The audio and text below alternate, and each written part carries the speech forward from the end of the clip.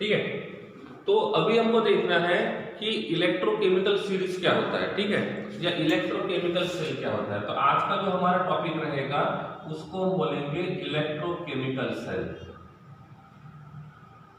ठीक है। अब इलेक्ट्रोकेमिकल सेल क्या होता है? एक ऐसा सेल जिस सेल में केमिकल रिएक्शन की वजह से इलेक्ट्रिकल एनर्जी प्रोड्यूस होती है, समझे बात को।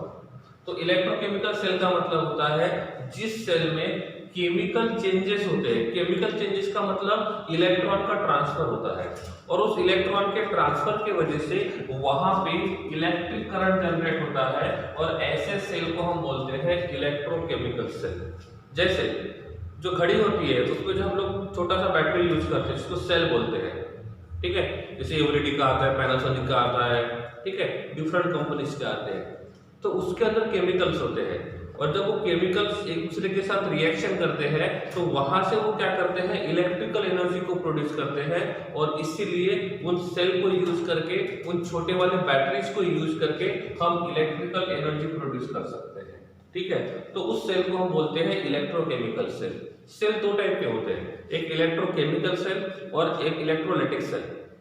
तो इलेक्ट्रोकेमिकल सेल का मतलब होता है व्हेन केमिकल एनर्जी की वजह से, केमिकल रिएक्शन के वजह से, केमिकल चेंजेस के वजह से इफ कहीं पे इलेक्ट्रिक करंट प्रोड्यूस होता है तो उसको बोलेंगे इलेक्ट्रोकेमिकल सेल। ये जो इलेक्ट्रोकेमिकल सेल होता है इसमें तीन बातें जरूरी है,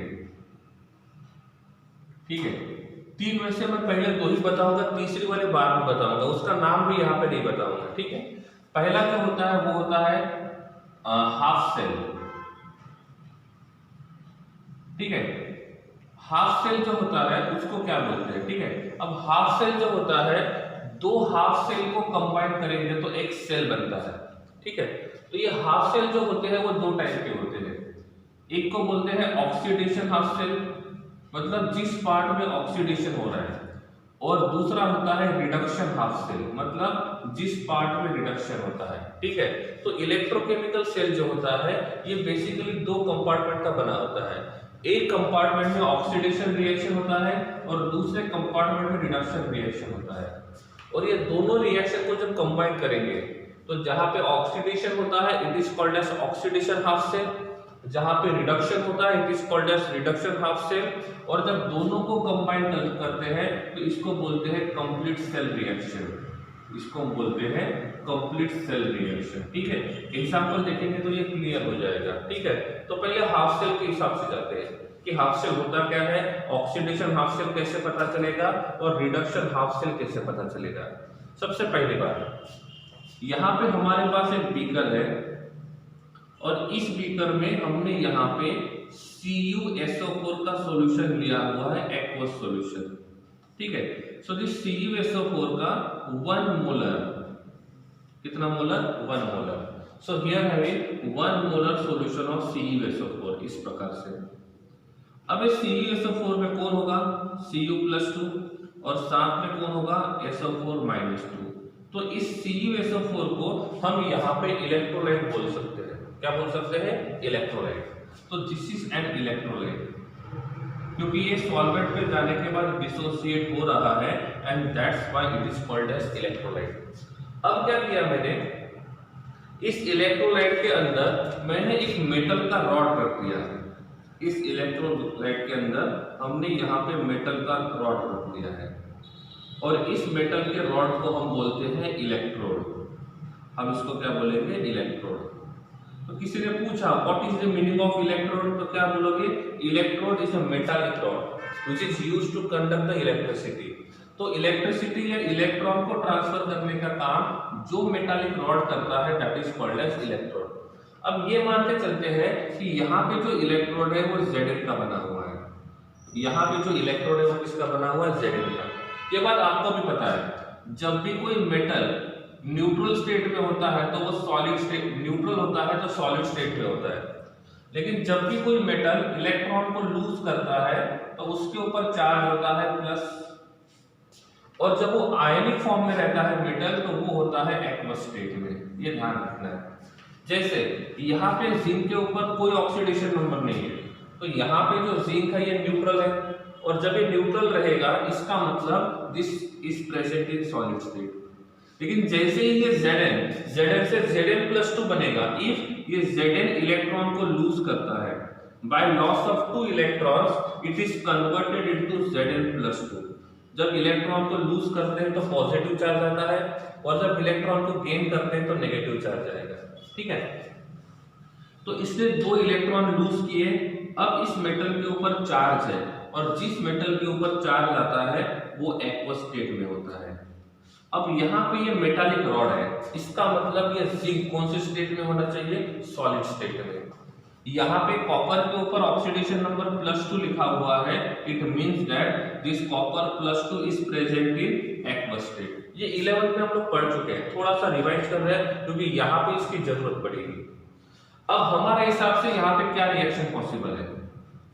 हमारे हिसाब से यहाँ पे क्या रिएक्शन पॉसिबल है? पहली बात, यहाँ पे दो मेटल प्रेजेंट है, एक मेटल प्रेजेंट है जिंक और दूसरा मेटल प्रेजेंट है कॉपर +2।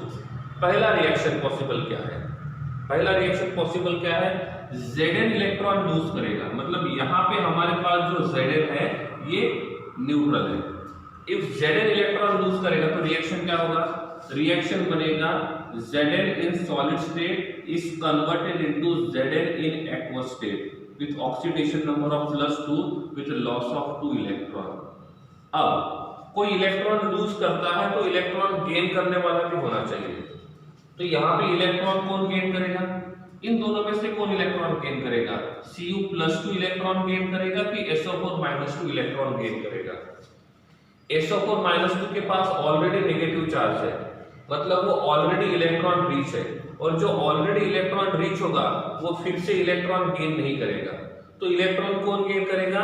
जो इलेक्ट्रॉन डेफिशिएंट है। और यहाँ पे इलेक्ट्रॉन डेफिशिएंट कौन है? यहाँ पे इलेक्ट्रॉन डेफिशिएंट Cu+2 है। देखो इस सॉल्यूशन में 3 ही बातें हैं। पहली बात Zn, दूसरी बात Cu+2 और तीसरी बात SO4-2। तो इफ हम रिएक्शन ऐसे बोलते हैं कि Zn से Zn+2 बनेगा, मतलब Zn ने खुद का ऑक्सीडेशन किया तो दूसरे का रिडक्शन होना चाहिए। तो यहाँ पे रिडक्शन किसका होगा? Cu+2 का। तो Cu+2 ये क्या करेगा? ये 2 इलेक्ट्रॉन गेन करेगा, and due to gain of these 2 electrons Cu+2 is converted into Cu neutral। जब ये Cu+2 ऑक्सीडेशन स्टेट में है तो ये एक्वस स्टेट में रहेगा, सोल्यूबल फॉर्म में रहेगा। लेकिन जब ये इलेक्ट्रॉन गेन करेगा तो ये न्यूट्रल फॉर्म में चला गया। अब न्यूट्रल क्यों हुआ? ऑलरेडी +2 चार्ज था, एक इलेक्ट्रॉन का +1, 2 इलेक्ट्रॉन का +2, तो +1+2 इलेक्ट्रिकली न्यूट्रल हो गया। और जब भी किसी मेटल के ऊपर चार्ज 0 होता है तो वो सॉलिड स्टेट में होता है। जो सॉलिड स्टेट में रहेगा वो अनडिसॉल्व कंडीशन में रहेगा, और जो ऑक्सीडेशन स्टेट में रहेगा, जो पॉजिटिव में रहेगा, वो डिसॉल्व स्टेट में रहेगा।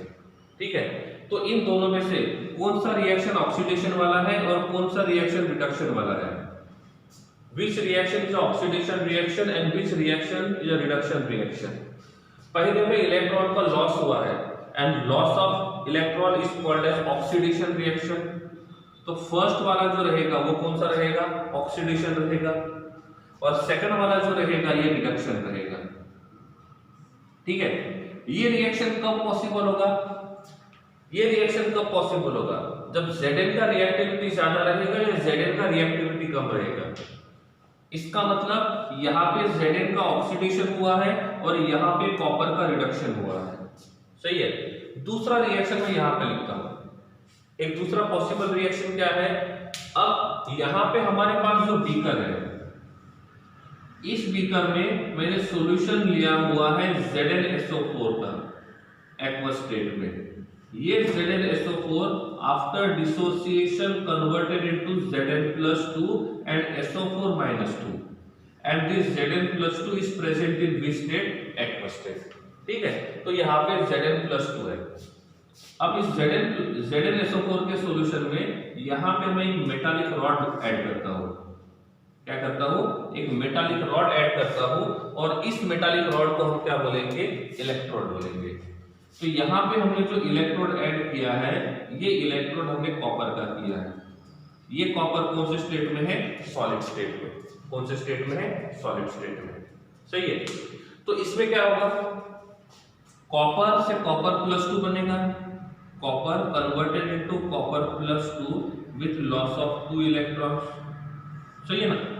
क्यों? क्योंकि यहाँ पे कॉपर ही एक ऐसा है जो इलेक्ट्रॉन को लूज कर सकता है। इसमें इलेक्ट्रॉन कौन गेन करेगा? Zn। तो Zn+2 on gain of 2 electron is converted into Zn। तो first reaction is a oxidation reaction and second reaction is a reduction reaction. ठीक है। अब क्वेश्चन ये आता है, ये हमारा X रिएक्शन है और ये हमारा Y रिएक्शन है। Sorry, this is our Y reaction. Which reaction is a possible one? हाँ, देखा जाएगा तो दोनों पॉसिबल लग रहे हैं ना। क्यों? क्योंकि यहाँ पे Zn का ऑक्सीडेशन हुआ है, कॉपर का रिडक्शन हुआ है। यहाँ पे कॉपर का ऑक्सीडेशन हुआ है, Zn का रिडक्शन हुआ है। Which reaction is a more possible and why? Which reaction is a more possible and why? Only two options you have, X और Y। तो कौन सा रिएक्शन पॉसिबल होना चाहिए और कौन सा रिएक्शन पॉसिबल नहीं होगा? ठीक है। अब इसमें जिंक का ऑक्सीडेशन हुआ है, कॉपर का रिडक्शन हुआ है। ये तब पॉसिबल है जब स्टैंडर्ड रिडक्शन पोटेंशियल किसका ज्यादा होगा? किसका ज्यादा होगा? ये रिएक्शन पॉसिबल कब होगा? जब Zn और कॉपर में से किसका रिडक्शन पोटेंशियल ज्यादा होना चाहिए? When reduction potential of copper will be greater than Zn, तो ये रिएक्शन पॉसिबल होगा। क्यों? क्योंकि कॉपर का रिडक्शन हुआ है और Zn का ऑक्सीडेशन हुआ है।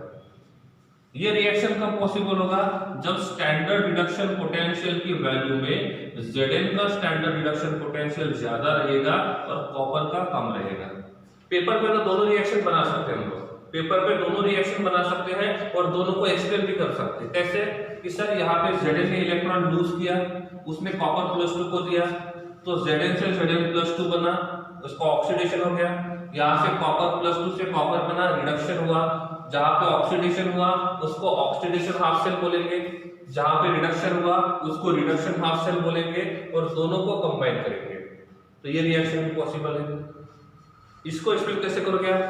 कि सर यहाँ पे कॉपर न्यूट्रल पे था, इलेक्ट्रॉन लूज कर दिए तो कॉपर +2 बन गया। उसने जो 2 इलेक्ट्रॉन दिए वो किसने गेन किए? वो Zn+2 ने गेन किए। और ये Zn+2 जब इस 2 इलेक्ट्रॉन को गेन करेगा तो वो Zn बनेगा।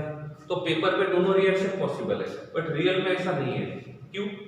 क्योंकि ये रिएक्शन पॉसिबल तब है जब रिडक्शन पोटेंशियल कॉपर का ज्यादा रहेगा और Zn का कम रहेगा, क्योंकि यहाँ पे कॉपर का रिडक्शन हो रहा है। ये रिएक्शन तब पॉसिबल होगा जब Zn का रिडक्शन पोटेंशियल ज्यादा होगा और कॉपर का रिडक्शन पोटेंशियल कम होगा। रियल में किसका रिडक्शन पोटेंशियल ज्यादा है? रियल में कॉपर का रिडक्शन पोटेंशियल ज्यादा है या Zn का?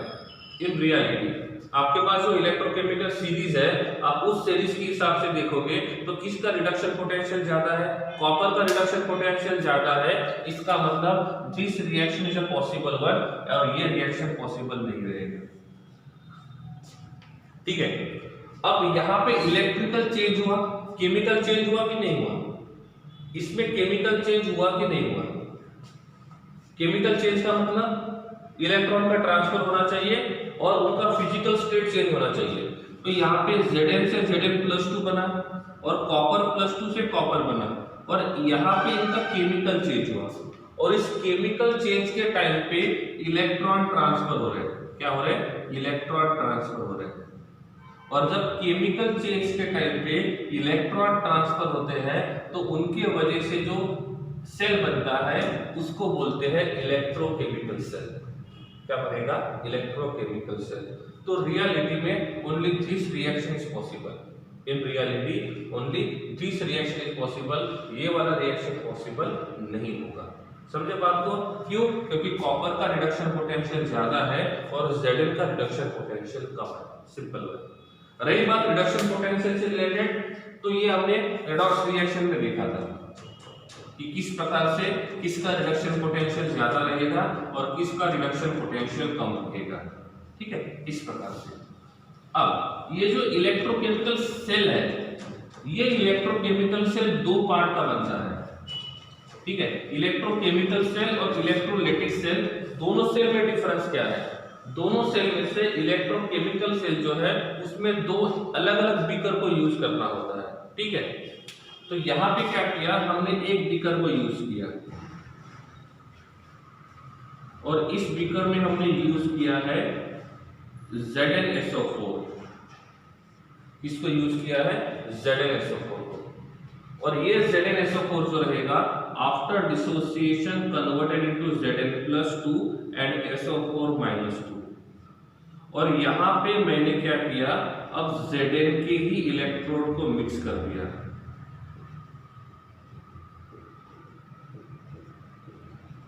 So this is the electrode of Zn, ये सॉलिड स्टेट में है। अब यहां पे कौन सा रिएक्शन होगा, ऑक्सीडेशन या रिडक्शन?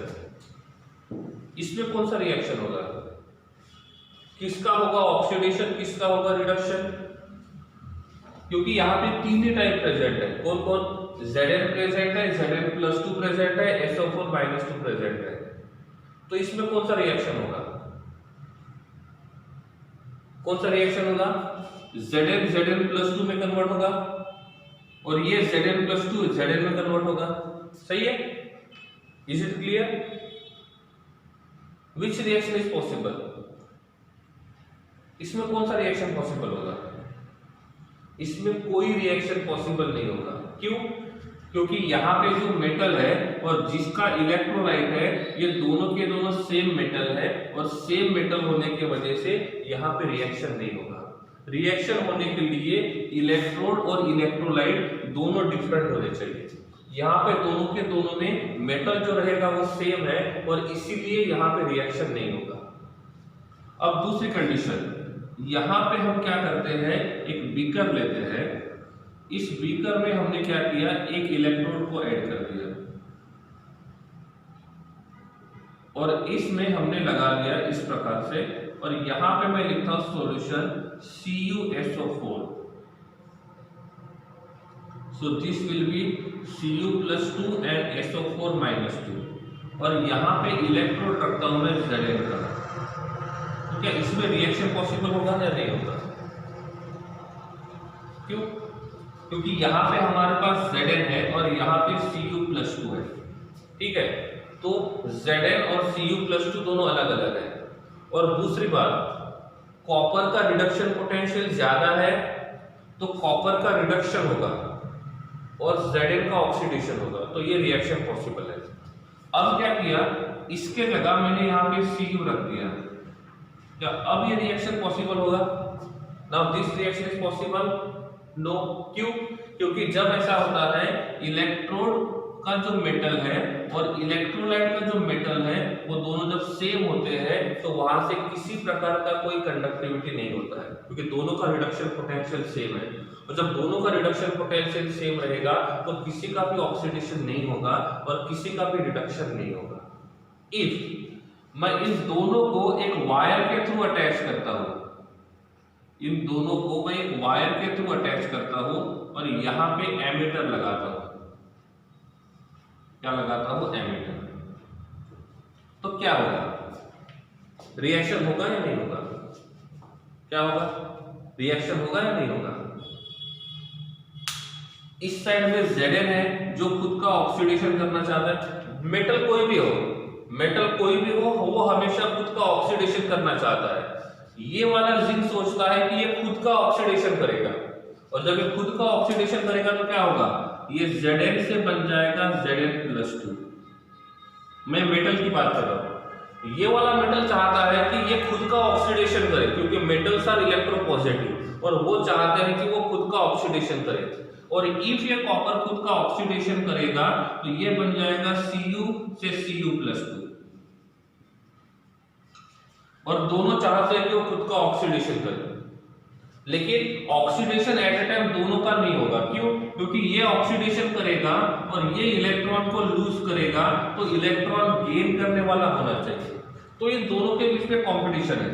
कौन सा कंपटीशन है? कि कौन इलेक्ट्रॉन लूज करेगा, और जो इलेक्ट्रॉन लूज करेगा तो दूसरा वाला क्या करेगा, इलेक्ट्रॉन को गेन करेगा। सही है। अब देखना हमको ऐसा है कि इन दोनों में से किसका रिएक्टिविटी ज्यादा है। कॉपर और जिंक में से किसका रिएक्टिविटी ज्यादा है, किसका ऑक्सीडेशन पोटेंशियल ज्यादा है? जिंक और कॉपर में से किसका ऑक्सीडेशन पोटेंशियल ज्यादा है? आप रिडक्शन पोटेंशियल की बात करोगे तो कॉपर का रिडक्शन पोटेंशियल ज्यादा है, और ऑक्सीडेशन पोटेंशियल की बात करोगे तो Zn का ऑक्सीडेशन पोटेंशियल ज्यादा है। तो इधर कॉपर बोल रहा था मेरा ऑक्सीडेशन, यहाँ पे इधर जिंक बोल रहा था मेरा ऑक्सीडेशन होना चाहिए, और इधर कॉपर बोल रहा था कि मेरा ऑक्सीडेशन होना चाहिए, और एक ही रिएक्शन में दोनों को ऑक्सीडेशन नहीं होगा, तो जीतेगा कौन जीतेगा? Zn जीतेगा। क्यों? क्योंकि Zn का ऑक्सीडेशन पोटेंशियल ज्यादा है, और इसीलिए रिएक्शन में Zn का ऑक्सीडेशन होगा। तो इलेक्ट्रॉन लूज कौन करेगा? Zn। इलेक्ट्रॉन लूज कौन करेगा? Zn। मतलब ये रिएक्शन पॉसिबल है, ये रिएक्शन पॉसिबल नहीं है। तो इस Zn ने इलेक्ट्रॉन लूज किए, मतलब यहां पे इस साइड में ऑक्सीडेशन हुआ कि रिडक्शन हुआ? इस साइड में ऑक्सीडेशन हुआ कि रिडक्शन हुआ? ऑक्सीडेशन हुआ। और जिस साइड में ऑक्सीडेशन होता है, जिस इलेक्ट्रोड के ऊपर ऑक्सीडेशन होता है, उस इलेक्ट्रोड को बोलते हैं एनोड। OA क्या बोलेंगे? एनोड। तो सिंपल सी बात है, ये जो रहेगा ये बन जाएगा कैथोड, ये बन जाएगा कैथोड। अब इलेक्ट्रॉन लूज कौन कर रहा है? Zn। तो यहाँ पे ये रिएक्शन पॉसिबल होगी। अब जैसे ही यहाँ से इलेक्ट्रॉन लूज किए तो ये इलेक्ट्रॉन जो रहेंगे वो इस डायरेक्शन में जा रहे हैं, और करंट जो रहेगा वो दूसरे डायरेक्शन में आएगा, क्योंकि इलेक्ट्रॉन्स और करंट दोनों का डायरेक्शन अपोजिट होता है। इलेक्ट्रॉन और करंट दोनों का डायरेक्शन जो रहेगा वो अपोजिट होगा। तो इलेक्ट्रॉन यहाँ से यहाँ पे जा रहे हैं, इसका मतलब इस इलेक्ट्रोड के ऊपर चार्ज कौन सा होना चाहिए? जब नेगेटिव पार्टिकल राइट साइड में जा रहे हैं तो राइट साइड के इलेक्ट्रोड के ऊपर चार्ज होना चाहिए नेगेटिव। इफ इस इलेक्ट्रोड के ऊपर नेगेटिव है तो ये नेगेटिव चार्ज वाला इस नेगेटिव चार्ज को अट्रैक्ट नहीं करेगा, वो रिपेल करेगा। समझे बात को? इफ हम इसके ऊपर नेगेटिव चार्ज देते हैं और ये भी नेगेटिव चार्ज इलेक्ट्रॉन है, तो ये negative charge electron negative electrode के ऊपर नहीं जाएगा। समझे बात को? क्यों? क्योंकि नेगेटिव और नेगेटिव के बीच में रिपल्शन होगा। इसका मतलब इस इलेक्ट्रोड के ऊपर चार्ज होना चाहिए पॉजिटिव, और इस इलेक्ट्रोड के ऊपर चार्ज होना चाहिए नेगेटिव। समझे बात को? तो जो एनोड रहेगा वो नेगेटिवली चार्ज इलेक्ट्रोड है, और जो कैथोड रहेगा वो पॉजिटिवली चार्ज इलेक्ट्रोड है। यहाँ पे कौन सा रिएक्शन हुआ? यहाँ पे कौन सा रिएक्शन हुआ? Zn converted into Zn+2। ठीक है, मतलब ये जो Zn है ये Zn+2 में कन्वर्ट हुआ। सही है। अब ये दो इलेक्ट्रॉन इधर जा रहे हैं, अब दोनों इलेक्ट्रॉन इस इलेक्ट्रोड के पास आए। अब जैसे ये इस इलेक्ट्रोड के पास आएंगे तो इस सॉल्यूशन में कौन प्रेजेंट है? देखो, जैसे ही यहाँ पे इलेक्ट्रॉन्स आएंगे तो यहाँ पे तीन पॉसिबिलिटी है। कौन सी? यहाँ पे जो इलेक्ट्रॉन आएंगे ये कॉपर गेन करेगा, और कॉपर जब इलेक्ट्रॉन गेन करेगा तो ये कॉपर -1 बनेगा। सही है। जब ये कॉपर इलेक्ट्रॉन गेन करने के बारे में सोचेगा तो कॉपर से कॉपर -2 बनेगा, पहली कंडीशन, जिसको हम बोलते हैं ए। दूसरी कंडीशन, ये कॉपर इलेक्ट्रॉन डिफिशिएंट है और यहाँ पे इलेक्ट्रॉन मिल रहा है। सही है। ये कॉपर इलेक्ट्रॉन डिफिशिएंट है और यहाँ पे इलेक्ट्रॉन आए। इस इलेक्ट्रोड पे इलेक्ट्रॉन कहाँ से आए? इस वायर में से। इस वायर के पास इलेक्ट्रॉन कहाँ से आए? इस इलेक्ट्रोड में से। इसके पास इलेक्ट्रॉन कहां से जनरेट हुए? क्योंकि Zn का ऑक्सीडेशन हुआ है। तो Zn जब Zn+2 में कन्वर्ट होगा तो वो इलेक्ट्रॉन को लूज करेगा, और वो इलेक्ट्रॉन इधर जा रहा है, और वो इलेक्ट्रॉन इस इलेक्ट्रोड के पास आ गया। सही है। अब वो इलेक्ट्रॉन ये कॉपर+2 गेन करेगा। कंडीशन बी, कॉपर+2 जब दो इलेक्ट्रॉन गेन करेगा तो ये बन जाएगा कॉपर न्यूट्रल। तीसरी कंडीशन क्या है? ये SO4-2 भी इलेक्ट्रॉन ले सकता है, और इफ ये SO4-2 इलेक्ट्रॉन लेगा तो ये बन जाएगा SO4-4। क्या लगता है? Which is more possible? Which is more possible? पहली बात तो ये है कि मेटल के ऊपर नेगेटिव चार्ज कभी नहीं होता है, और आप ए रिएक्शन को सही मानते हो तो इसमें मेटल के ऊपर नेगेटिव चार्ज आया है। मेटल इलेक्ट्रो पॉजिटिव होते हैं, वो इलेक्ट्रो नेगेटिव नहीं होते हैं, मतलब उनके ऊपर नेगेटिव चार्ज कभी नहीं आएगा। तो इतना तो 100% श्योर है कि फर्स्ट रिएक्शन पॉसिबल नहीं है। फर्स्ट रिएक्शन पॉसिबल नहीं है। और जब SO4-2 जो होता है इसमें सभी एटम्स की वैलेंस शेल कंप्लीट हो जाती है SO4-2 में, तो वो फिर से 2 इलेक्ट्रॉन नहीं ले सकता है, क्योंकि सल्फर की जितनी कैपेसिटी है उतने इलेक्ट्रॉन उसके पास है, ऑक्सीजन की जितनी कैपेसिटी है उतने इलेक्ट्रॉन उसके पास है। तो यहाँ पे और कोई भी एटम इलेक्ट्रॉन को गेन नहीं करेगा, क्योंकि उनके ऑर्बिटल्स खत्म हो गए।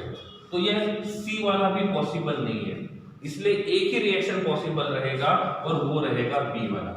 ठीक है, तो पॉसिबिलिटी 3 थे, 3 में से एक ही रिएक्शन पॉसिबल है, दैट इज B। क्यों, रीजन समझा? A पॉसिबल क्यों नहीं है? क्योंकि मेटल कभी भी इलेक्ट्रोनेगेटिव नहीं होता है। SO4 में ऐसे S double bond O attach to O minus attach to O minus, इसके पास 2 लोन पेयर है, ऑक्टेट कंप्लीट हुआ। इसके पास 2 लोन पेयर है, ऑक्टेट कंप्लीट हुआ। इसके पास 3 लोन पेयर बन गए एक इलेक्ट्रॉन गेन करने की वजह से। ठीक है, इसके पास 6 इलेक्ट्रॉन हो गए, ऑर्बिटल 4 ही होते हैं, खत्म हो गया, एक ऑर्बिटल में 2 इलेक्ट्रॉन। तो ऑक्सीजन की बात ही खत्म हो गई है। सल्फर के पास जो होते हैं उसके भी ऑर्बिटल खत्म हो गए, वो 6 ही बॉन्ड बना सकता है मैक्सिमम, और यहाँ पे 6 बॉन्ड बना लिए, तो जितना उनका कैपेसिटी वो तो खत्म हो गया। अब किसी के पास भी एम्प्टी ऑर्बिटल है नहीं, या तो वैकेंट ऑर्बिटल नहीं है, इसीलिए वो इलेक्ट्रॉन गेन नहीं करेंगे। तो A और C पॉसिबल नहीं है, ओनली B इज पॉसिबल। समझे बात को? तो यहाँ पे कौन सा रिएक्शन पॉसिबल था? Zn से Zn+2। यहाँ पे कौन सा रिएक्शन पॉसिबल है? Cu+2। जब 2 इलेक्ट्रॉन गेन करेगा तो Cu में कन्वर्ट होगा। समझे बात से? बात क्लियर है? तो इसमें Zn से Zn+2 बना, इसमें Cu+2 से Cu बना, इसमें लॉस ऑफ इलेक्ट्रॉन है, इसका मतलब ये ऑक्सीडेशन रिएक्शन है, और इसमें गेन ऑफ इलेक्ट्रॉन है, तो ये रिडक्शन रिएक्शन है। ठीक है, तो इलेक्ट्रोकेमिकल सेल में 2 अलग अलग कंटेनर होते हैं, एक कंटेनर में ऑक्सीडेशन होता है, दूसरे में रिडक्शन होता है। इसमें जहां पे ऑक्सीडेशन होता है इसको बोलते हैं ऑक्सीडेशन हाफ सेल। क्या बोलेंगे? Oxidation half cell. जहां पे रिडक्शन होता है इसको बोलते हैं रिडक्शन हाफ सेल। क्या बोलेंगे? Reduction half cell. और ऑक्सीडेशन हाफ सेल, और ये मतलब ये आधा सेल और ये आधा सेल, और दोनों को कंबाइन करेंगे तो ये पूरा सेल बनेगा। सही है, तो ये होता है ऑक्सीडेशन हाफ सेल, और दूसरा होता है ऑक्सीडेशन, ये ऑक्सीडेशन हाफ सेल यहां पे है। ठीक है, और ये रिडक्शन हाफ सेल है, और दोनों को हमने वायर के थ्रू कनेक्ट किया। एमिटर का काम क्या है? एमिटर का काम क्या है? What is the role of emitter? क्या करता है एमिटर? करंट का फ्लो बताता है कि करंट किस डायरेक्शन में जाएगा। सही है ना? तो एमिटर का काम होता है करंट का फ्लो बताना। तो यहां पे करंट को मेजर करेगा कि करंट कितना जा रहा है और किस डायरेक्शन में जा रहा है। ठीक है, तो यहां पे जो फ्लो है वो किस डायरेक्शन में जा रहा है? इलेक्ट्रॉन का फ्लो, इलेक्ट्रॉन का फ्लो किस डायरेक्शन में जा रहा है? लेफ्ट टू राइट जा रहा है या राइट टू लेफ्ट जा रहा है?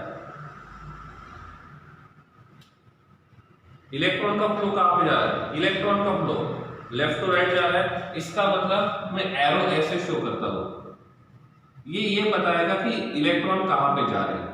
इलेक्ट्रॉन कहां पे जा रहे हैं? लेफ्ट टू राइट जा रहे हैं। समझ गए बात को? ठीक है, क्लियर है? हाँ, तो ये रहेगा हमारा सेल। अब ये वाला जो सेल जो है उसमें इलेक्ट्रॉन का ट्रांसफर हो रहा है। क्या हो रहा है? इलेक्ट्रॉन का ट्रांसफर हो रहा है, और इलेक्ट्रॉन के ट्रांसफर की वजह से यहाँ पे कुछ करंट जनरेट होगा। क्या होगा? कुछ करंट जनरेट होगा, और यहाँ पे जो करंट जनरेट होगा वो रहेगा कितना? 1.1 वोल्ट। कितना रहेगा? 1.1 वोल्ट। तो ये वाला जो सेल होता है ये 1.1 वोल्ट का करंट क्या करेगा? जनरेट करेगा। ठीक है,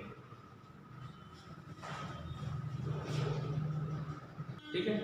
इस सेल में अब आपको सेल रिएक्शंस लिखने हैं। ठीक है, तो सबसे पहले एनोड के ऊपर कौन सा रिएक्शन हो रहा है, और उसके बाद लिखेंगे कैथोड के ऊपर कौन सा रिएक्शन हो रहा है। ठीक है। एनोड के ऊपर कौन सा रिएक्शन हो रहा है? एनोड के ऊपर ऑक्सीडेशन हो रहा है, और ऑक्सीडेशन किसका हो रहा है? Zn का। तो एनोड का रिएक्शन रहेगा Zn in solid state is converted into Zn+2 with loss of 2 electrons. सही है, क्लियर है। कैथोड पे कौन कौन है? ये कैथोड पे कौन सा रिएक्शन हो रहा है? Cu+2 is converted into Cu। तो कैथोड पे जो रिएक्शन रहेगा that is Cu+2 plus gain of 2 electron is converted into Cu in solid state. Clear. Anode पे ऑक्सीडेशन हो रहा है तो इसको बोलेंगे ऑक्सीडेशन हाफ सेल। क्या बोलेंगे? Oxidation half cell. कैथोड पे क्या हो रहा है? रिडक्शन हो रहा है तो इसको बोलेंगे रिडक्शन हाफ सेल।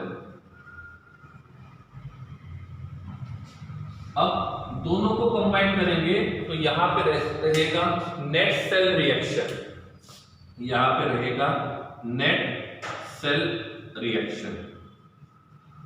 क्या होगा नेट सेल रिएक्शन? जो दोनों अपोजिट साइड में है उनको कैंसिल करो। कौन कैंसिल हो जाएंगे? कैंसिल कौन होगा? यहां पे 2 इलेक्ट्रॉन्स है और यहां पे 2 इलेक्ट्रॉन्स है। दोनों साइड में नंबर ऑफ इलेक्ट्रॉन्स सेम होने चाहिए, दोनों साइड में नंबर ऑफ इलेक्ट्रॉन्स सेम होने चाहिए। तो टोटल कितने इलेक्ट्रॉन ट्रांसफर हो गए? 2। तो n का वैल्यू जो रहेगा वो 2 रहेगा। सो n means number of electrons transferred, कितने इलेक्ट्रॉन ट्रांसफर हो गए। तो बैलेंस इक्वेशन क्या रहेगा? Balance equation will be Zn plus Cu+2 is converted into Cu plus Zn+2. Zn is present in solid state, copper +2 in aqueous state, copper in solid state and Zn+2 in aqueous state. Clear. अब देखो यहां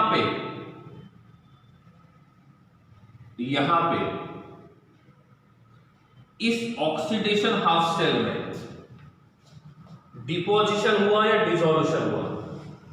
oxidation half cell में deposition हुआ कि dissolution हुआ? Deposition मतलब deposit होना, dissolution होना मतलब डिसॉल्व होना। डिपोजिशन तब होता है जब एक्वस से सॉलिड में जाएगा। देखो जब एक्वस से सॉलिड में जाता है तो इसको बोलते हैं डिपोजिशन, और जब सॉलिड से एक्वस में जाएगा तो इसको बोलेंगे हम लोग डिसोल्यूशन। दोनों अलग अलग बातें हैं, डिपोजिशन एंड डिसोल्यूशन। तो इस साइड में क्या हुआ? डिसोल्यूशन। तो मैं बोल सकता हूं in oxidation half cell reaction dissolution takes place. किसका डिसोल्यूशन हुआ? किसका डिसोल्यूशन हुआ? Zn का डिसोल्यूशन हुआ, और Zn जो रहेगा वो Zn+2 में कन्वर्ट हुआ। एक क्वेश्चन यहां पे बन गया कि इस इलेक्ट्रोकेमिकल सेल में ऑक्सीडेशन हाफ सेल रिएक्शन में किसका डिसोल्यूशन हुआ? किसका डिसोल्यूशन हुआ? Zn का डिसोल्यूशन हुआ।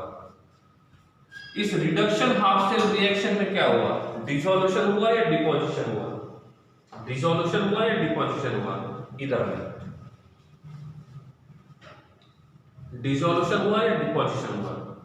डिपोजिशन हुआ। बात सही है ना। इसका मतलब यहाँ पे 2 रिएक्शन पॉसिबल है, एक में डिसोल्यूशन होगा और दूसरे में डिपोजिशन होगा। सही है, एक में डिसोल्यूशन होगा और दूसरे में डिपोजिशन होगा। ठीक है। अब ये मान के चलते हैं कि ये हमारा नेट सेल रिएक्शन है, this is our net cell reaction. और किसी ने पूछा यहाँ पे सेल पोटेंशियल कितना रहेगा, तो बोलेंगे इस सेल का जो पोटेंशियल रहेगा ये रहेगा 1.1 वोल्ट। ये कितना रहेगा? 1.1 वोल्ट। तो यहाँ पे क्या होगा? डिपोजिशन होगा और यहाँ पे डिसोल्यूशन होगा। डिपोजिशन डिसोल्यूशन दोनों क्लियर होने चाहिए, समझे बात को। हाँ अब देखो, मैं बोला यहां से एक कोई व्हीकल है या कोई ऑब्जेक्ट है, वो इस डायरेक्शन में जा रहा है, इस डायरेक्शन में जा रहा है। ठीक है। और इसका स्पीड मानते हैं हम है 10 किलोमीटर पर आवर, स्लो जा रहा है। इसका स्पीड कितना है? 10 किलोमीटर पर आवर। ठीक है। और हम यहां से, तो ये इसका स्पीड है, हम इस साइड से दूसरे ऑब्जेक्ट को इसके सरफेस के ऊपर लेके आते, दोनों को कोलाइड करके स्ट्राइक करेंगे, ठीक है। तो ये ऑब्जेक्ट राइट साइड में जा रहा है जिसका स्पीड है 10 किलोमीटर पर आवर, और यहां से जो ऑब्जेक्ट आ रहा है इस ऑब्जेक्ट का स्पीड है 5 किलोमीटर पर आवर। तो इस ऑब्जेक्ट से इस ऑब्जेक्ट के ऊपर क्या फर्क होगा, ये ऑब्जेक्ट राइट साइड में जाएगा कि नहीं जाएगा?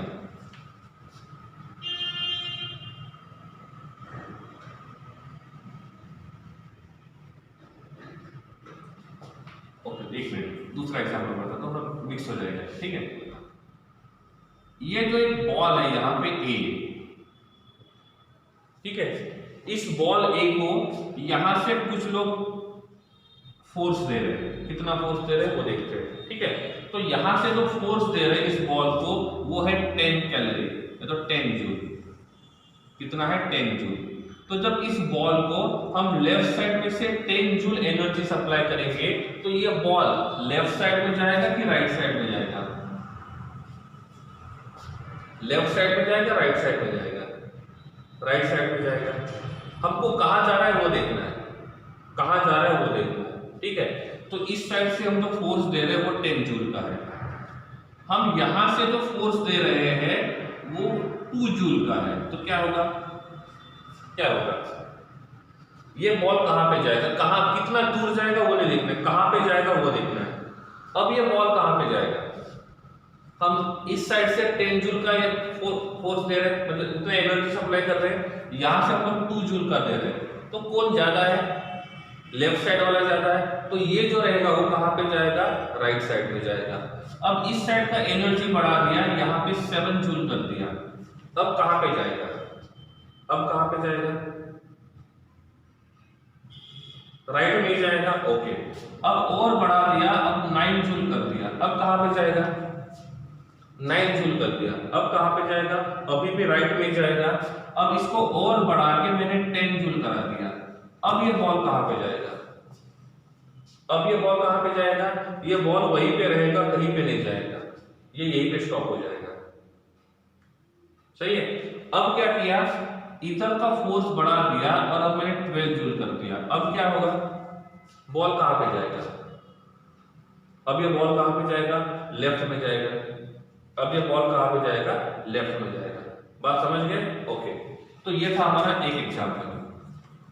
अब ये जो बॉल है जो लेफ्ट टू राइट जा रहा है इस डायरेक्शन में, और इस बॉल के पास खुद का एनर्जी है 20 जूल, तो इसके पास जो काइनेटिक एनर्जी है वो 20 जूल है, ठीक है। और ये कहां पे जा रहा है, राइट साइड में जा रहा है।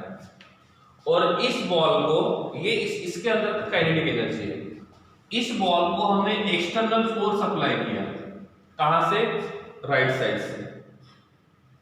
हमने राइट साइड से एक्सटर्नल फोर्स अप्लाई किया 4 जूल का, तो क्या होगा, ये बॉल कहां पे जाएगा, राइट में या लेफ्ट में, ये बॉल कहां पे जाएगा, राइट में जाना चाहिए। क्यों, क्योंकि इसके पास जो एनर्जी है वो कितना है 20 जूल का, और हमने एक्सटर्नल कितना अप्लाई किया 4 जूल का, तो ये जाएगा कहां पे, राइट में। अब ऐसे बोला मैंने इस साइड से फोर्स अप्लाई किया 4 जूल का, तो क्या होगा, ये कहां पे जाएगा, राइट साइड में जाएगा। क्यों, क्योंकि दोनों का डायरेक्शन सेम है। इफ मैं इस डायरेक्शन से अपोजिट फोर्स अप्लाई करता हूं 20 जूल का, तो ये बॉल कहां पे जाएगा, ये बॉल कहां पे जाएगा, ये बॉल कहां पे जाएगा, ये कहीं पे नहीं जाएगा, ये बॉल वहीं पे रुकेगा। समझ गए बात को। इफ हम यहां पे एनर्जी बढ़ा देते हैं और यहां पे 30 जूल एनर्जी कर देते हैं, तो अब ये बॉल कहां पे जाएगा, अब ये बॉल कहां पे जाएगा, और अब ये जो बॉल रहेगा वो कहां पे जाएगा, लेफ्ट साइड में जाएगा। समझे। अब डिपेंड करता है कि उसके पास कितना एनर्जी है और हमने एक्सटर्नल कितना एनर्जी सप्लाई किया। समझे बात, उसके पास कितना एनर्जी है और एक्सटर्नल एनर्जी कितना है, इसके पास कितना पोटेंशियल है, इसके पास कितना पोटेंशियल है, इस सेल के पास कितना पोटेंशियल है, इस सेल के पास पोटेंशियल कितना है 1.1 वोल्ट का, कितना है 1.1 वोल्ट का, तो ये इसका पोटेंशियल रहेगा। ठीक है। अब देखते हैं, ये था उनका नेट सेल रिएक्शन। अब नेट सेल रिएक्शन को मैं निकाल देता हूं। यहां पे हमको तीन कंडीशन देखने हैं, तीन कंडीशन देखने हैं। कौन सी? ये जो हमारा सेल है, ये जो हमारा सेल है, जिस सेल का पोटेंशियल 1.1 वोल्ट है, इसको मैं यहां से एक एक्सटर्नल बैटरी अटैच करता हूं। तो यहां से मैंने एक एक्सटर्नल करंट सप्लाई कर रहा हूं, एक्सटर्नल पोटेंशियल। ठीक है, क्लियर है? तो ये जो सेल है इसमें मैंने एक्सटर्नल पोटेंशियल लगा दिया। कंडीशन केस वन देखते हैं।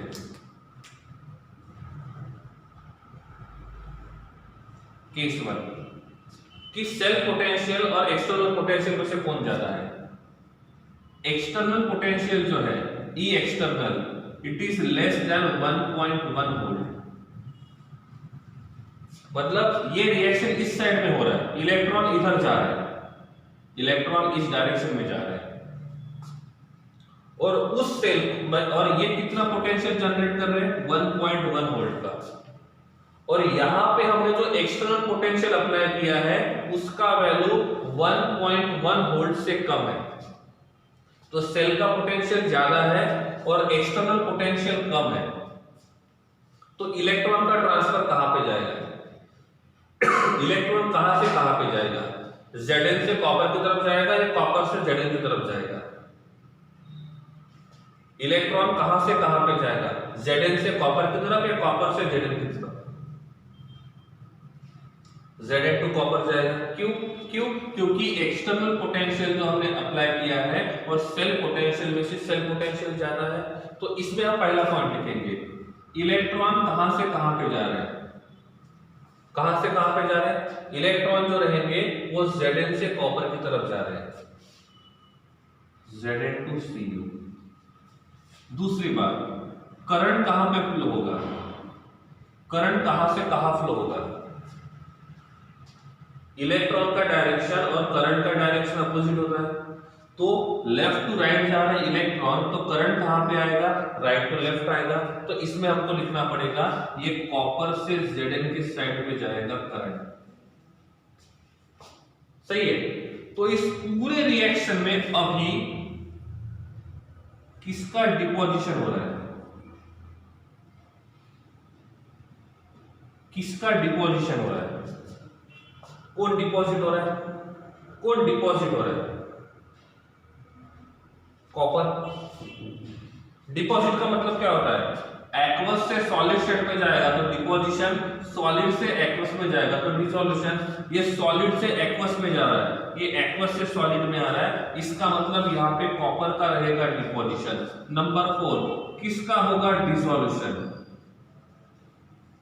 किसका होगा डिसोल्यूशन? किसका होगा डिसोल्यूशन? किसका डिसोल्यूशन होगा? Zn का। ये हमारा केस 1 है, ये हमारा केस 1 है। समझ गए बात को? केस 2 देखते हैं।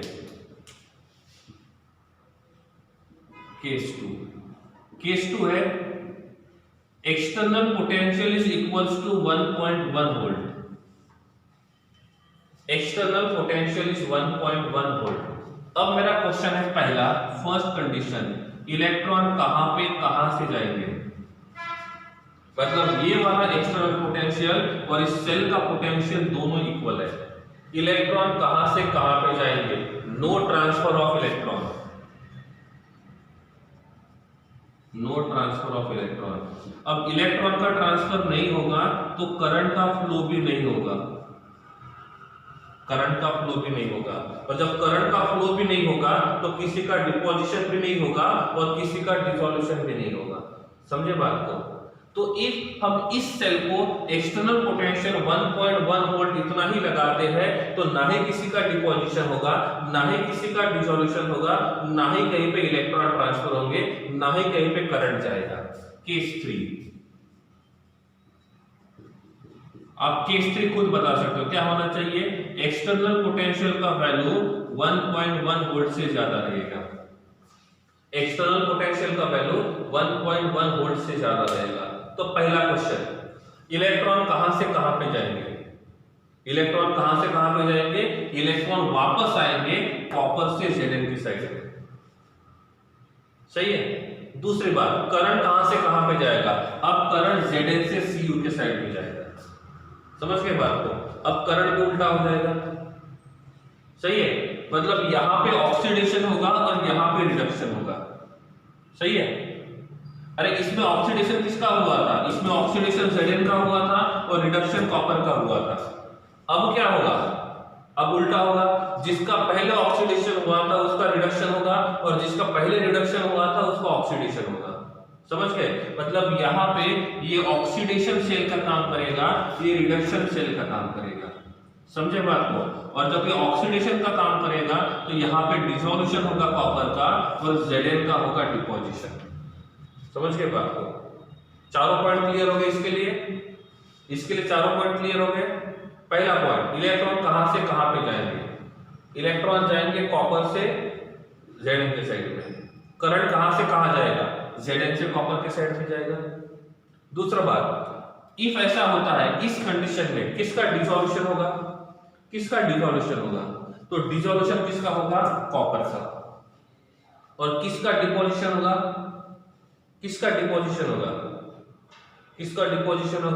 डिपोजिशन होगा Zn का। समझ के बात को, क्लियर है, तीनों केस समझ में आ गए। इसके लिए नेट सेल रिएक्शन क्या रहेगा, केस 1 के लिए नेट सेल रिएक्शन क्या रहेगा, केस 1 के लिए नेट सेल रिएक्शन रहेगा Zn plus Cu plus 2 is converted into Cu plus Zn plus 2. Is it? सही है, पहले के जैसा क्लियर है। इसके लिए नेट सेल रिएक्शन क्या रहेगा, केस 3 के लिए, नेट सेल रिएक्शन क्या रहेगा, इसका उल्टा हो जाएगा। सही है ना, केस 3 के लिए नेट सेल रिएक्शन क्या रहेगा, पहले वाले का उल्टा हो जाएगा। तो इसके लिए रहेगा Cu plus Zn plus 2 is converted into Zn plus Cu plus 2। ये केस 3 के लिए है। What about case 2? क्या होगा, केस 2 में रिएक्शन ही नहीं होगा, मतलब ये रिएक्शन पॉसिबल नहीं है। ठीक है, तो इस प्रकार से हम लोग क्वेश्चन बना सकते हैं कि किस प्रकार से रिएक्शन होगा, किसका ऑक्सीडेशन होगा, किसका रिडक्शन होगा। बात समझ गए। ठीक है, तो ये है हमारे 3 केसेस, जिससे ये पता लगाने की कोशिश करेंगे कि किसका होना चाहिए ऑक्सीडेशन और किसका होना चाहिए रिडक्शन। ठीक है,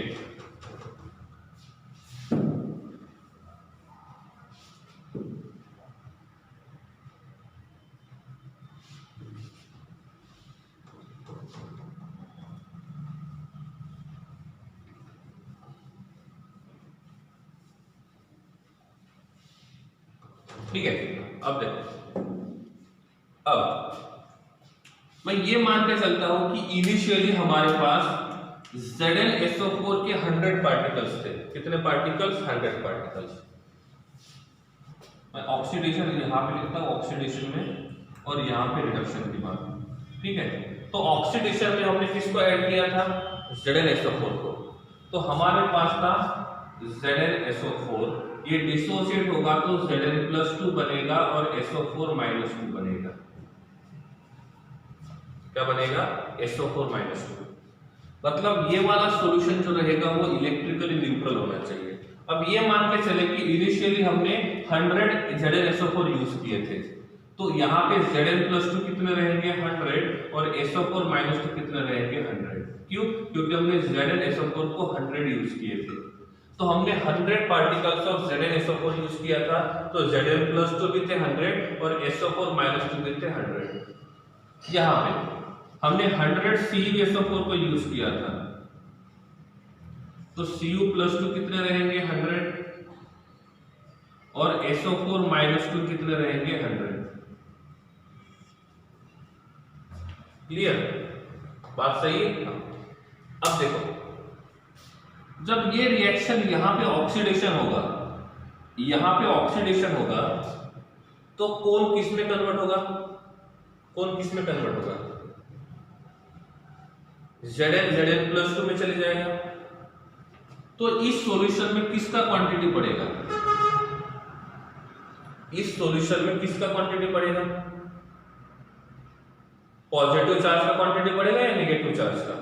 देखो इस सॉल्यूशन में Zn+2 100 है और SO4 -200 है, सही है।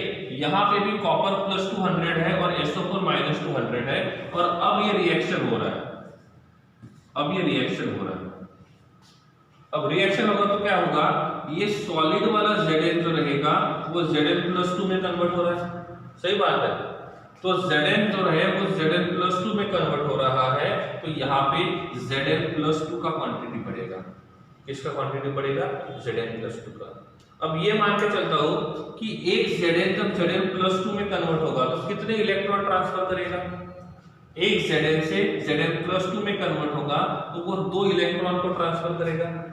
अब ये मान के चलता हूं कि मैंने यहाँ पे 10 इलेक्ट्रॉन ट्रांसफर होते हुए देखे हैं, कितने, 10 इलेक्ट्रॉन। तो ये मान के चलते हैं यहाँ पे 10 इलेक्ट्रॉन ट्रांसफर हो गए। इसका मतलब कितने Zn+2 में कन्वर्ट हो गए, कितने Zn+2 में कन्वर्ट हो गए, 5। तो इसका मतलब यहाँ पे Zn+2 का क्वांटिटी बढ़ के कितना हो गया, 105। कितना हो गया, 105। What about SO4 -2, what about SO4 -2, उनका क्वांटिटी कितना रहेगा, वो भी 105 होगा। ZnSO4 का भी क्वांटिटी 105 होगा, नहीं होगा, क्यों, क्योंकि हमने ZnSO4 को नहीं बढ़ाया, हमने ओनली Zn+2 को बढ़ाया। पहली बार इसको छोड़ दो थोड़ी देर के लिए। इस 100 SO4 -2 के पास 100 Zn+2 क्यों है, 100 SO4 -2 के पास 100 Zn+2 ही क्यों है, 200 क्यों नहीं है, 50 क्यों नहीं है, 90 क्यों नहीं है। इसका रीजन ये है, एक SO4 के ऊपर -2 चार्ज है तो 100 SO4 के ऊपर -200 चार्ज होगा, और इस -200 चार्ज को इलेक्ट्रिकली न्यूट्रलाइज करना है तो हमारे पास +200 होना चाहिए, और एक कटायन के ऊपर +2 चार्ज है तो एक के ऊपर +2 है तो 100 पार्टिकल को यूज करेंगे तो वो +200 बन जाएगा। तो ये +200 चार्ज क्या करेंगे, इस -200 को न्यूट्रलाइज करेंगे। तो ये दोनों का क्वांटिटी इक्वल है। क्वांटिटी की बात मत करो कि सर ये 100 है। सपोज मैंने यहाँ पे यूज किया Na2SO4 और इस Na2SO4 के 100 पार्टिकल्स मैंने यूज किए, तो मेरे पास Na+ कितने रहेंगे और SO4 -2 कितने रहेंगे, कितने रहेंगे, Na+ कितने रहेंगे, Na+ कितने रहेंगे, 100 Na2SO4 है, 100 Na2SO4 है तो Na+ कितने रहेंगे, 200 रहेंगे। क्यों, क्योंकि 1 mole of Na2SO4 2 moles of NH+ देता है। मतलब कैसे हो गया, ये एक पेन है, इस पेन में यहां पे एक कैप लगाते हैं इस साइड में और एक कैप इस साइड में लगाते हैं, तो ये हमारा Na+ हो गया, इस साइड का कैप हमारा Na+ हो गया, ये ले लेता हूं मैं, ये Na+ हो गया। तो इसको 2 Na+ अटैच्ड है और बीच में SO4 है। जब पेन को तोड़ेंगे तो क्या होगा, कितने कैप मिलेंगे, 2 कैप और एक मिलेगा ये वाला पार्ट। तो 2 मिल गए Na+ और एक मिल गया SO4 -2। अब हमने ऐसे 100 पेन यूज किए जिसके पास एक अनायन है और 2 कटायन है। देखो 2 कटायन है और एक अनायन है, और ऐसे 100 पेन को हमने तोड़ दिया तो कैप कितने मिलेंगे, 200, और ये वाला पार्ट कितने मिलेंगे, 100। सिंपल कैलकुलेशन है, ठीक है, छोटे बच्चों वाला, ठीक है, कंफ्यूज नहीं होना है, ठीक है। तो यहां पे हमको Na+ कितने मिलेंगे, 200, समझे, और SO4 कितने मिलेंगे, 100।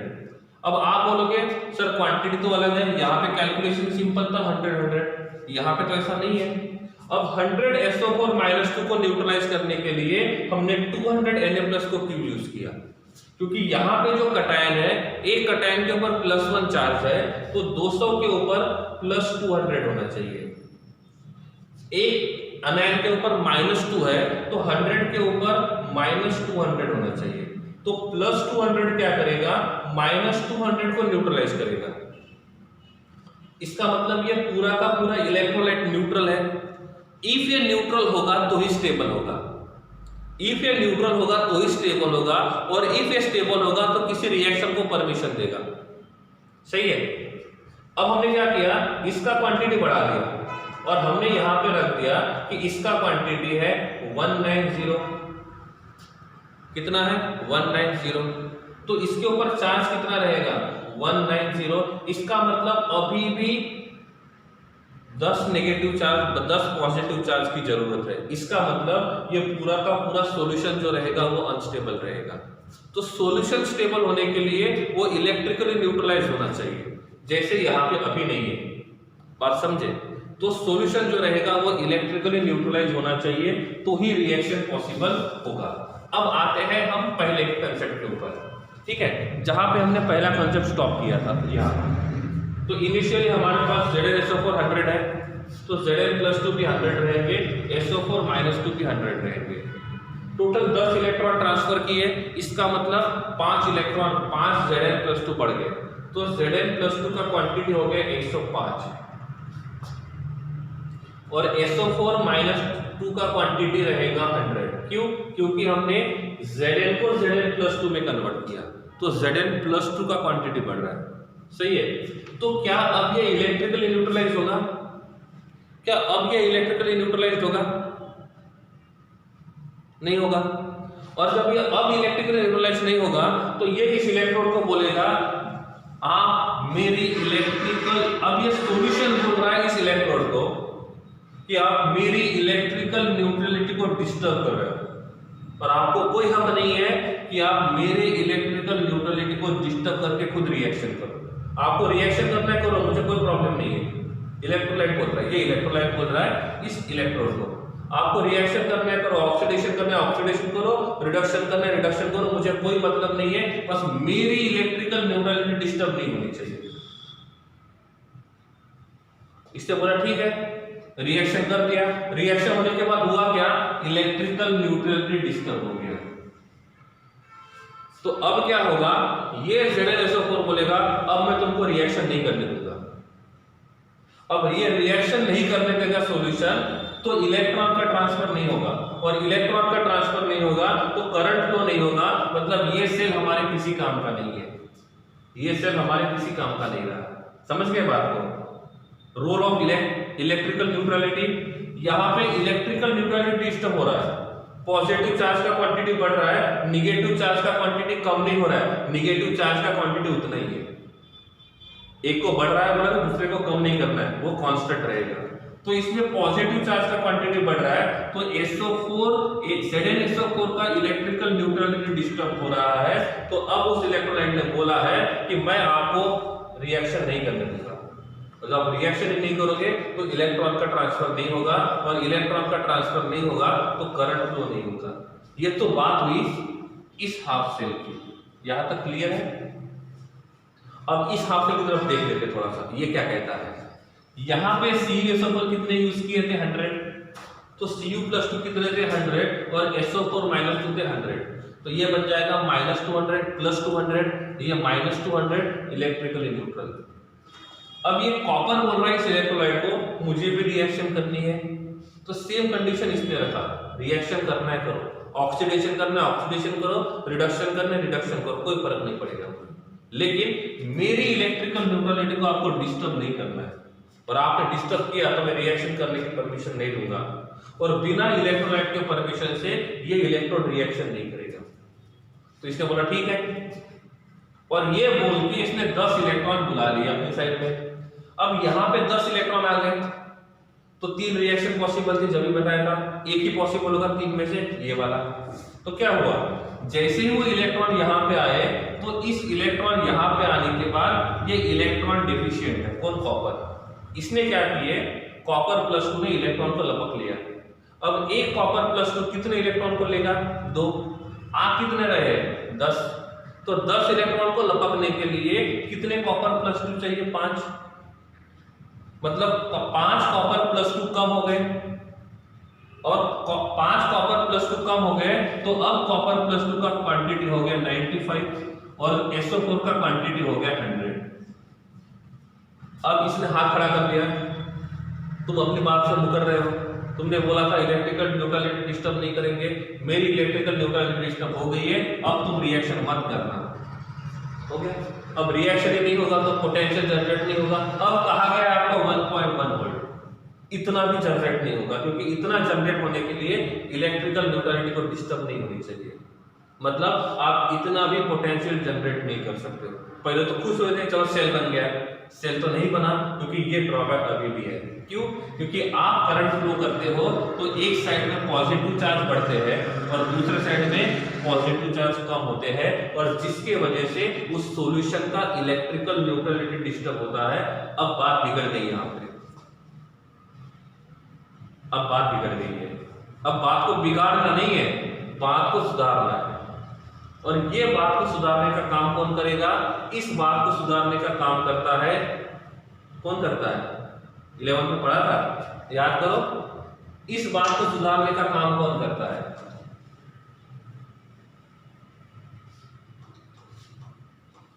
याद आ रहा है कुछ? याद करो थोड़ा सा। कौन करेगा? हाँ, सही बात है, इसको सुधारने का काम करेगा सॉल्ट ब्रीज। ठीक है, तो ये अब आपके काम आएगा सॉल्ट ब्रीज। ब्रीज क्यों बोला होगा? क्योंकि वो दोनों को कनेक्ट करेगा।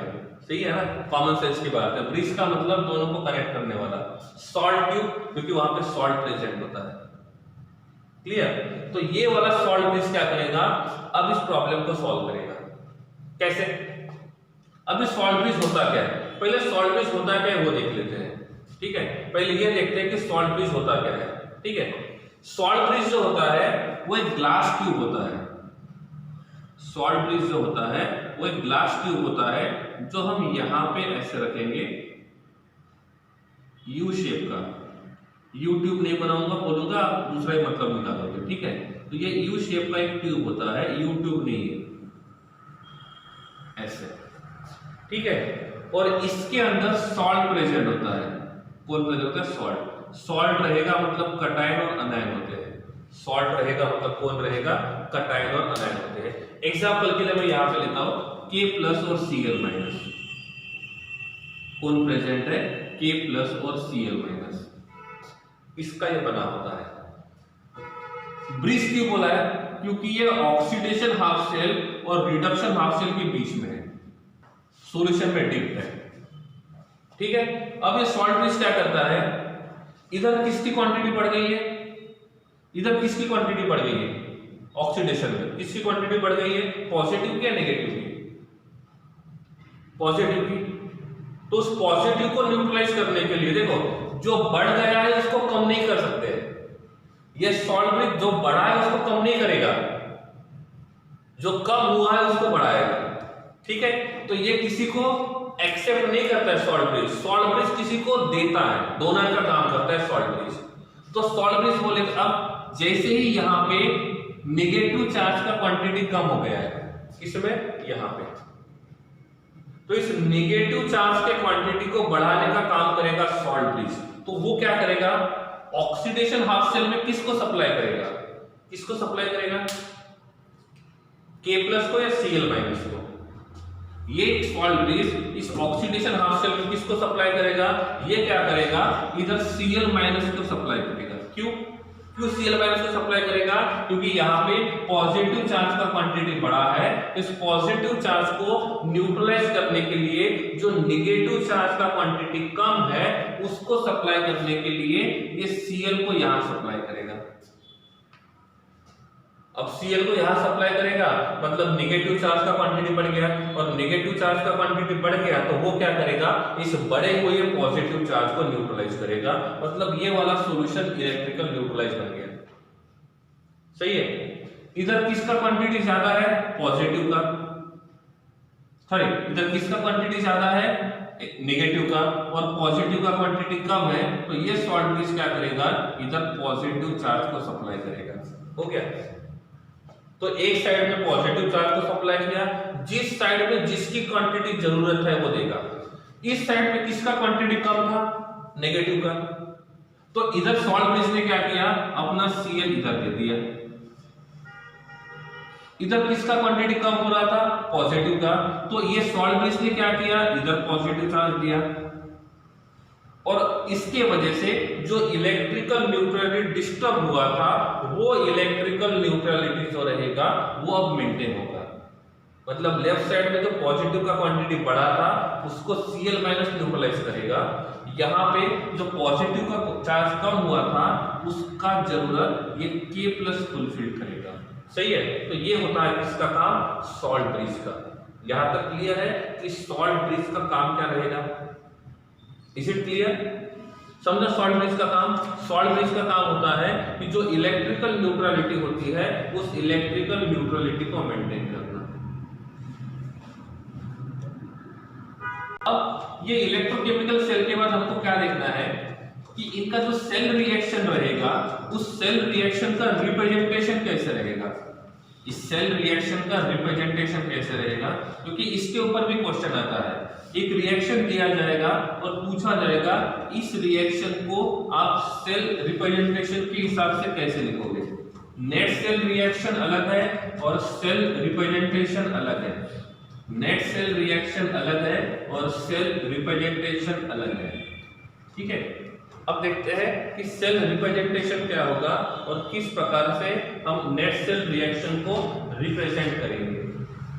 ठीक है, ओके। अभी जो हमने रिएक्शन देखा था, उसका नेट सेल रिएक्शन क्या था, Zn plus Cu plus 2 is converted into Cu plus Zn plus 2। ये हमारा नेट सेल रिएक्शन है, ये हमारा नेट रिएक्शन है। इसका सेल रिप्रेजेंटेशन क्या होगा, ठीक है। तो इसके लिए एक सिंपल ट्रिक आती है, लेफ्ट साइड और राइट साइड। ये लेफ्ट साइड है, ये राइट साइड है, ठीक है, और बीच में रहेगा ब्रिज्ड, सॉल्ट ब्रिज्ड। ठीक है, लेफ्ट साइड में हमें ऑक्सीडेशन रिडक्शन, रिएक्शन दो ही टाइप के होते हैं, या तो ऑक्सीडेशन है तो रिडक्शन। अल्फाबेटिकली L और R में से पहले कौन आता है, L और R में से पहले कौन आता है, L आता है फिर R आता है, अल्फाबेटिकली। सही है ना, इंग्लिश थोड़ी वीक है मेरी, आप बता सकते हो। ठीक है, ऑक्सीडेशन O से शुरू होता है, रिडक्शन R से शुरू होता है, पहले कौन आएगा, ऑक्सीडेशन। तो ऑक्सीडेशन जो रहेगा वो हमेशा लेफ्ट साइड में लिखेंगे और रिडक्शन जो रहेगा वो राइट साइड में लिखेंगे। ऑक्सीडेशन हमेशा एनोड पे होता है, ओए बताया था, ऑक्सीडेशन ऑलवेज ऑन एनोड, और रिडक्शन जो रहेगा वो हमेशा कैथोड पे रहेगा। सही है, और एनोड के ऊपर जो है वो नेगेटिव चार्ज होता है और कैथोड के ऊपर जो रहेगा वो पॉजिटिव चार्ज रहेगा। ठीक है, बीच में रहेगा सॉल्ट ब्रिज। ठीक है, ये सिंपल टेक्निक याद रखना है, इसको यूज करके हम लोग क्या करेंगे, सेल का रिप्रेजेंटेशन लिखेंगे। अब इस सेल का रिप्रेजेंटेशन कैसा लिखना है, सबसे पहले हम लेफ्ट साइड में लिखेंगे ऑक्सीडेशन रिएक्शन। क्या लिखेंगे, ऑक्सीडेशन रिएक्शन। तो इसमें किसका ऑक्सीडेशन हुआ था, Zn का, तो इसको लिखेंगे Zn सिंगल लाइन Zn+2, बीच में लाइन आनी चाहिए। तो इलेक्ट्रोड और इलेक्ट्रोलाइट इन दोनों के बीच में सिंगल लाइन देनी है। क्या करना है, Zn और मतलब मेटल और मेटल के इलेक्ट्रोलाइट में सिंगल लाइन आनी चाहिए। ठीक है, ये एक रिप्रेजेंटेशन हुआ। अब मैंने Zn से Zn+2 लिखा, दूसरा तरीका है Zn+2 से Zn लिखा।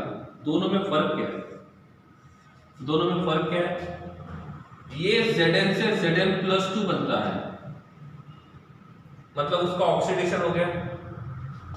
ये Zn+2 से Zn बन गया, मतलब ये रिडक्शन हो गया। तो दोनों अलग अलग है। तो पहला वाला ऑक्सीडेशन है, दूसरा वाला रिडक्शन है। तो हमको बताना है ऑक्सीडेशन, तो इस फॉर्मेट में लिखेंगे। हमको रिडक्शन बताना है तो इस फॉर्मेट में लिखेंगे। यहाँ पे कॉपर और कॉपर+2 के रिएक्शन दो तरीके से लिख सकते हैं। कैसे, हम लिख सकते हैं कॉपर से कॉपर +2 या तो कॉपर +2 से कॉपर, दोनों पॉसिबल है। पहले वाले में ऑक्सीडेशन हुआ है, दूसरे वाले में रिडक्शन हुआ है। रिएक्शन में ऑक्सीडेशन हुआ है तो ऑक्सीडेशन के हिसाब से लिखो, रिएक्शन में रिडक्शन हुआ है तो रिडक्शन के हिसाब से लिखो। दोनों बातें क्लियर? ऑक्सीडेशन हुआ है तो ऑक्सीडेशन के हिसाब से लिखो, रिडक्शन हुआ है तो रिडक्शन के हिसाब से लिखो। ठीक है, क्लियर है? ट्रिक में क्या करना है, लेफ्ट राइट। लेफ्ट में कौन आएगा, अल्फाबेटिकली एल पहले आता है, अल्फाबेटिकली आर बाद में आता है, तो पहले लेफ्ट को लिखा फिर राइट को लिखा। ऑक्सीडेशन रिडक्शन पहले कौन आता है, ऑक्सीडेशन फिर आता है रिडक्शन। कंफ्यूजन दूर हो गया कि लेफ्ट साइड में किसको लिखेंगे, ऑक्सीडेशन को कि रिडक्शन को। दो टाइप के इलेक्ट्रॉन होते हैं, एनोड और कैथोड। अल्फाबेटिकली ए पहले आता है, सी बाद में आता है, तो ए के पहले लिखो, सी वाले को बाद में लिखो। इलेक्ट्रोड, यहाँ पे इलेक्ट्रोड के ऊपर चार्ज होता है, या तो पॉजिटिव या तो निगेटिव। जो रिएक्शन निगेटिव इलेक्ट्रोड पे हुआ है उसको लेफ्ट साइड में लिखो, जिसके ऊपर जो पॉजिटिव इलेक्ट्रोड के ऊपर हुआ है उसको राइट साइड में लिखो। सिंपल तरीका है, ठीक है।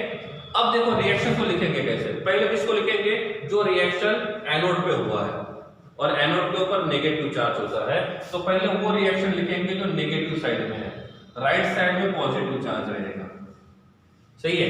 लेफ्ट साइड में कौन हुआ था, ऑक्सीडेशन कहां पे हुआ है, एनोड। तो ऑक्सीडेशन किसका हुआ है, Zn का। तो Zn के लिए फर्स्ट वाला यूज करेंगे, सेकंड वाला। Zn के लिए फर्स्ट यूज करेंगे, सेकंड। तो Zn के लिए फर्स्ट वाला यूज करना होगा, सेकंड वाला नहीं करेंगे। क्यों, क्योंकि सेकंड में रिडक्शन हुआ है।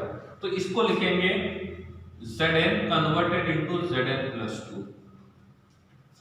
ठीक है, Zn कन्वर्टेड इनटू Zn+2। ठीक है, यहाँ पे जनरली कॉन्सेंट्रेशन लिखा जाता है, यहाँ पे जनरली कॉन्सेंट्रेशन लिखा जाता है। क्यों, क्योंकि जब वो एक्वस स्टेट में रहेगा तो उसका कुछ ना कुछ तो कॉन्सेंट्रेशन रहेगा ना, उसका कुछ ना कुछ तो कॉन्सेंट्रेशन रहेगा, इसलिए हम यहाँ पे कॉन्सेंट्रेशन लिखेंगे। ठीक है, this is present in aqueous state and this is present in solid state, पहली बात। ठीक है, दूसरी बात ये हुई नेगेटिव साइड की। पॉजिटिव साइड में क्या लिखना है, वो रिएक्शन लिखना है जो कैथोड पे हुआ है, और कैथोड पे क्या हुआ था, रिडक्शन। किसका रिडक्शन हुआ है, Cu+2 से Cu। तो इसके लिए फर्स्ट और सेकंड में से कौन सा लिखेंगे, फर्स्ट और सेकंड में से कौन सा लिखेंगे, सेकंड वाला लिखेंगे, फर्स्ट वाला नहीं। तो ये बन जाएगा Cu+2 कन्वर्टेड इनटू Cu। इसका कॉन्सेंट्रेशन जो भी रहेगा 1 मोलर 2 मोलर ब्रैकेट में लिखेंगे, इसका स्टेट लिखेंगे, इसका स्टेट लिखेंगे। क्या दोनों के बीच में सॉल्ट ब्रिज था, क्या दोनों के बीच में सॉल्ट ब्रिज था, यस, सॉल्ट ब्रिज तो रहेगा। इलेक्ट्रोकेमिकल सेल है तो सॉल्ट ब्रिज रहेगा, और सॉल्ट ब्रिज दोनों के बीच में था, दोनों के बीच में था ना, ऑक्सीडेशन रिडक्शन के बीच में था, लेफ्ट और राइट के बीच में था, और इसीलिए बीच में दो लाइन देंगे। ये दो लाइन बताते हैं कि सॉल्ट ब्रिज था कि सॉल्ट ब्रिज नहीं था। समझे बात को, ये बताते हैं सॉल्ट ब्रिज था कि सॉल्ट ब्रिज नहीं था। इसमें इनको मल्टीप्लाई करने की जरूरत नहीं है, इनको मल्टीप्लाई करने की जरूरत नहीं है। ये बात क्यों बोला, अभी समझ में आ जाएगा। अब मैं आपको बोलता हूं, मेरे पास Ag है, जो Ag से Ag+1 बनता है, और मेरे पास कॉपर है जो कॉपर से कॉपर+2 बनता है, या तो Zn लिखता हूं, Zn से Zn+2 बनता है। इनमें से अब Ag+1 है, Zn और Zn+2 है, इनमें से किसका होगा ऑक्सीडेशन, किसका होगा रिडक्शन, आप बताओ मुझे। इनमें से किसका होगा ऑक्सीडेशन, किसका होगा रिडक्शन, पता कहां से चलेगा, इलेक्ट्रोकेमिकल सीरीज से। आप देखो इलेक्ट्रोकेमिकल सीरीज में रिडक्शन पोटेंशियल किसका ज्यादा है, Ag से Ag+1 कितना है रिडक्शन पोटेंशियल, Ag से Ag+1 कितना है रिडक्शन पोटेंशियल, Ag से Ag+1 रिडक्शन पोटेंशियल है 0.8, तो इसका रिडक्शन पोटेंशियल है 0.8। ठीक है, Zn का रिडक्शन पोटेंशियल कितना है, Zn का रिडक्शन पोटेंशियल है -7.06 -0.76। किसका रिडक्शन पोटेंशियल ज्यादा है, किसका रिडक्शन पोटेंशियल ज्यादा है, Ag का, मतलब Ag का होगा रिडक्शन और Zn का होगा ऑक्सीडेशन। समझ गए बात को, Ag का होगा रिडक्शन और Zn का होगा ऑक्सीडेशन। तो रिएक्शन कैसे रहेगा, रिएक्शन रहेगा ऑक्सीडेशन रिएक्शन पहले लिखेंगे, तो क्या होगा, Zn is converted into Zn+2 with loss of 2 electrons, oxidation half cell. सही है। अब लिखेंगे रिडक्शन रिएक्शन। क्या होगा रिडक्शन रिएक्शन, वो होगा Ag+1 plus electron converted into Ag।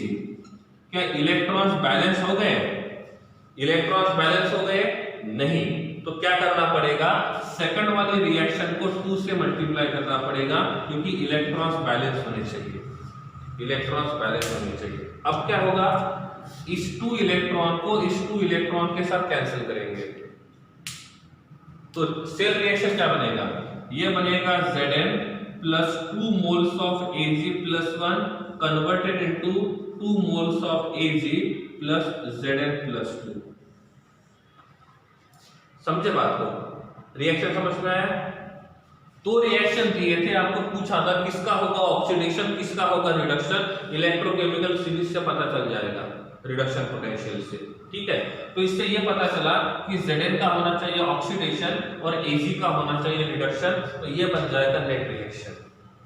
ठीक है, अब इसका सेल रिप्रेजेंटेशन कैसे लिखेंगे, कैसे लिखेंगे, लेफ्ट साइड में किसको लिखेंगे, लेफ्ट साइड में किसको लिखेंगे, जिसका ऑक्सीडेशन हुआ है, किसका ऑक्सीडेशन हुआ है, Zn का।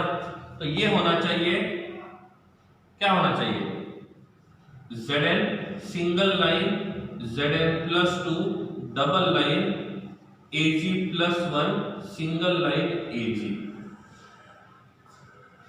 समझ गए।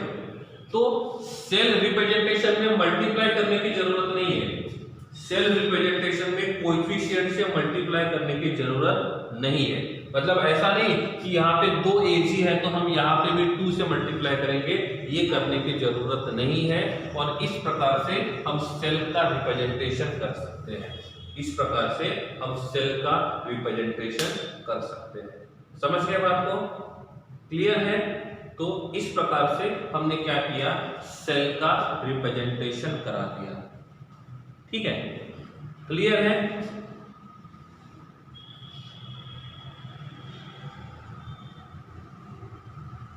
ठीक है।